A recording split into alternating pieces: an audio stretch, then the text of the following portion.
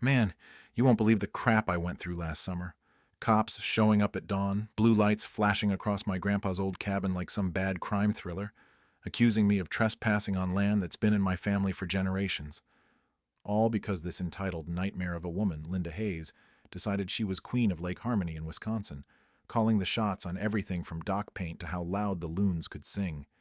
I mean, I just retired from 20 years in the Navy, fresh off a messy divorce that left me feeling like I'd been dragged through a hurricane backward, and all I wanted was peace on those 2 acres of pine-scented heaven. But nope, Hurricane Linda had other plans. It started innocent enough, or so I thought. I'd wake up to that crisp morning mist rolling off the water, coffee in hand, rod in the other, breathing in air so clean it scrubbed away years of ship exhaust. Lake Harmony, population barely 3,000, was this quiet gem with folks waving from their boats, helping each other out when a storm hit, minding their own business otherwise.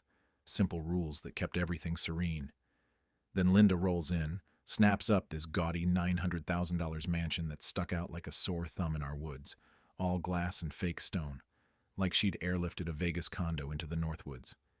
She rented it, turns out, but acted like she owned the deed to the entire shoreline. First encounter?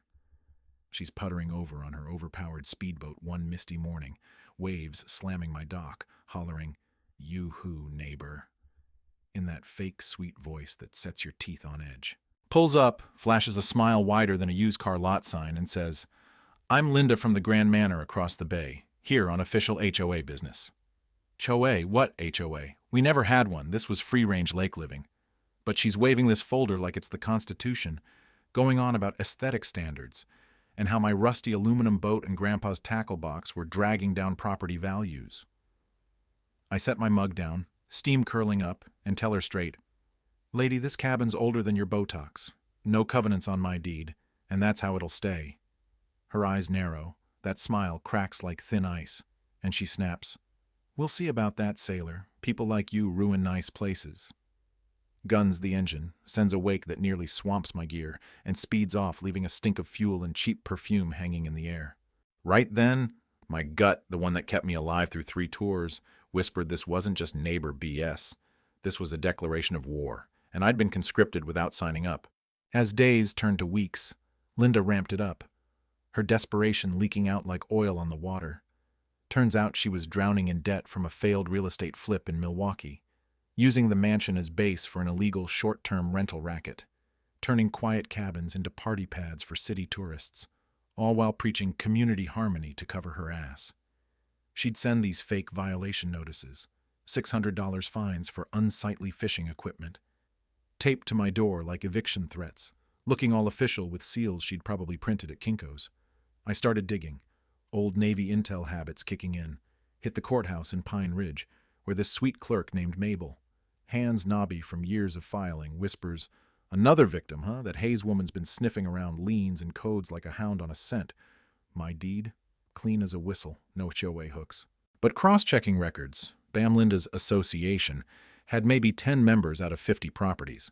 Zero power over me. But she was buying up distressed lots on the sly, pressuring widows and retirees to sell cheap or face her wrath. Motive? Pure greed mixed with panic. Her ex had left her high and dry in the divorce, creditors circling, so she figured intimidating folks into compliance or flight would build her little empire, protect her shaky rentals.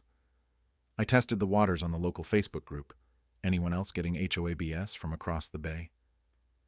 And my inbox blew up. Old man Harold shared how she'd threatened to sue over his bird feeder attracting vermin. Young couple down the shore confessed she'd called child services on them for neglectful parenting after their kids splashed too loud.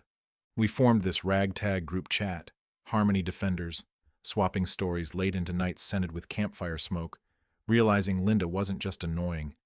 She was a bully weaponizing bureaucracy because her own life was crumbling, projecting her chaos onto us to feel in control. Things escalated when she started pulling strings, or trying to. County inspector shows up one Tuesday, hat in hand, mumbling about dock violations from an anonymous tip, which we both knew was Linda. I pour him coffee, walk him down, and he measures twice, shakes his head. "This is the 15th call from that address this month. Lady's got us on speed dial." Slips that she'd tried slipping him a crisp 100 last time. calling it a consulting fee for bending codes her way. Bribery? Now we're talking felony vibes, her fear of losing it all pushing her over edges she probably never imagined crossing. We crashed her emergency HOA meeting in that sterile great room of hers. Beige everything like a bad hotel lobby. Only a handful showed. Mostly her shady rental managers looking trapped. She's clicking through a PowerPoint on protecting investments, pie charts and all. But Mabel's niece, our librarian whiz Clara, overhears her on a frantic call in the kitchen. The payments are coming, I swear. These stubborn hicks are fighting back, but I'll crank the pressure. Click puzzle pieces snap. Linda's not the boss. She's the middleman for some shady investor squeezing her for returns, explaining the desperation, the risks she'd take. High noon came with her dumbest move yet. My boat half sunk at dawn, drain plug yanked clean out, $3,000 in damage caught crystal on my new cams, handyman muttering crazy bitch jobs as he slinks away in her truck. Cops review the tape. Deputy Sanchez leans in. This ain't harassment anymore. This is destruction of property. And with her pattern of false reports, we're building a case. Inner me? Boiling, but that Navy calm holds. I'd seen bullies crack under pressure, and Linda was fracturing, her empire of fear wobbling because deep down, she knew she was the fraud, not us. But the bombshell? Meeting with my grandpa's ancient lawyer, Mr. Ellis. Office smelling like cigars and yellowed paper. He spreads deeds like a winning hand. Jack, you inherited more than the cabin. That trust from '89, you own 70% of it, including the mansion Linda's squatting in. Me? Her landlord, oblivious for years, her rent padding my account while she terrorized me. Irony so thick it could choke a fish. Her violations stacking, illegal biz, disturbing peace, late payments from her own debts. Motive crystallized. She targeted me hardest because my rustic eyesore threatened her rental appeal. But really, it was her projecting failures, envying the rooted life she couldn't hold. Armed with this, we offered olive branches. Mediation invites she slapped away with threats. You'll regret crossing me, Navy boy. I have connections that'll bury you. Connections? Turned out to be bungled bribes to commissioners, caught on tape offering cash to condemn my place as a hazard. DA's office lights up. Her panic peaks at the boat launch meltdown, screaming at me in front of witnesses, "This is war! You're stalking me, you psycho!" While old lady Ethel retorts, "War? Honey, you've been the invader. Now pack your crap and go." Town hall climax. Gym packed like a Friday night game. I drop the landlord reveal on the projector, gasps rippling, her face draining white as her capris. Linda, I tried neighborly. You chose chaos. As your landlord, 30 days to vacate. Ovation thunders, her lawyer yanking her back as she rants conspiracy. But the crowd's with us. Justice, tasting sweeter than lake perch fry. She bolted for Texas in 2 weeks, plea deal slapping probation and service hours. Ironic, cleaning up the mess she made. Lake Harmony bloomed after. We formed a real advisory group. No power trips, just conservation and scholarships from that surprise rent fund. Honoring kids who build communities, not break them. Me? Found love with Clara over binder sessions. Rediscovered woodworking. Turned the experience into something deeper. Standing up healed old wounds. Showed me bullies thrive on silence. But united folks? Unstoppable. Yet part of me wonders, was Linda pure evil? Or just a broken soul lashing out from her own hell?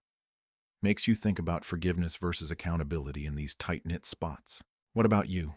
Ever dealt with a neighborhood tyrant like that? Was she the villain, or did we push too hard? Drop your stories below. Hit like if justice gave you chills. Subscribe for more real-life triumphs over entitlement. Let's chat, because these battles, they're everywhere.